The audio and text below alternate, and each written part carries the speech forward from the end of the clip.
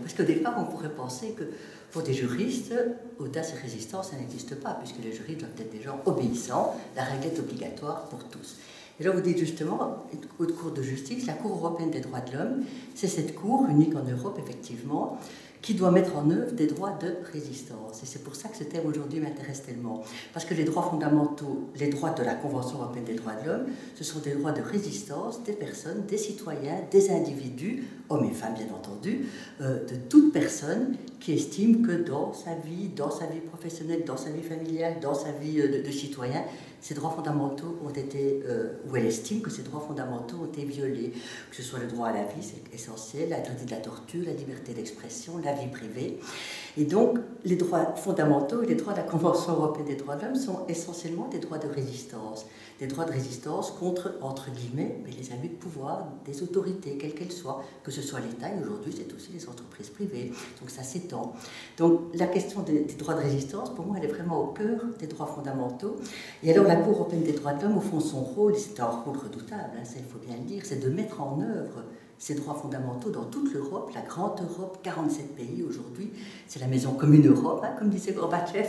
Alors on doit les mettre en œuvre pour que ces droits qui ont été inscrits dans la Convention en 1950 aient un sens aujourd'hui. Et donc là, les juges doivent faire preuve d'audace. Mais j'ai envie de dire, l'audace, c'est pas la témérité. On ne doit pas être Don Quichotte, parce que les décisions que la Cour va prendre vont s'appliquer non seulement aux États concernés, mais à toutes les situations, à tous les pays en Europe. Donc il faut une audace clairvoyante.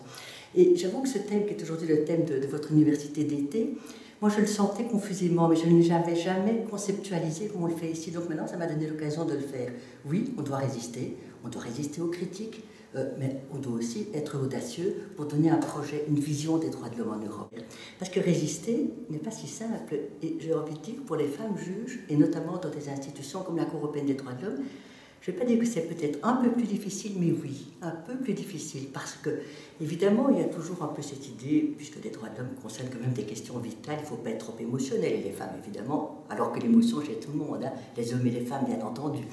Donc, il faut pouvoir résister, il faut pouvoir résister à la peur, il ne faut pas toujours dire j'ai peur d'aller trop loin, non, on doit pouvoir résister, mais résister de manière intelligente, évidemment, résister pour tâcher de faire produire à ces droits tous leurs effets. Et donc ça, au quotidien, je reconnais que c'est pas facile parce que on doit résister aux critiques, bien sûr qu'il y a des critiques, c'est évident que les droits fondamentaux ne plaisent pas à tout le monde, ça va de soi. Mais donc il faut pouvoir résister, et pour ça, je dirais, pour moi, la meilleure manière de résister, c'est de s'expliquer. Il faut motiver ce que l'on fait, on doit expliquer ce que l'on fait sans arrêt, pour montrer que les décisions que l'on prend, ce ne sont pas des décisions qui sont arbitraires ou qui sont... non, ce sont des décisions qui sont vraiment fondées avec une série de motifs que l'on doit mettre. Donc cette obligation de résistance, c'est vraiment pour moi une obligation, est essentielle et ça doit se travailler au quotidien. Ça doit se travailler au quotidien. Mais en même temps, il faut aussi avoir de l'audace. Donc c'est vraiment, on doit passer de l'un à l'autre. On doit résister aux critiques, mais on doit aussi faire produire à tous ces droits qui sont quand même des choses essentielles, fondamentales aujourd'hui. On doit les faire produire tout ce qu'ils ont. Donc voilà, on doit être à la fois audacieux et résistant. Je reconnais que c'est pas facile, mais c'est pour ça que c'est passionnant.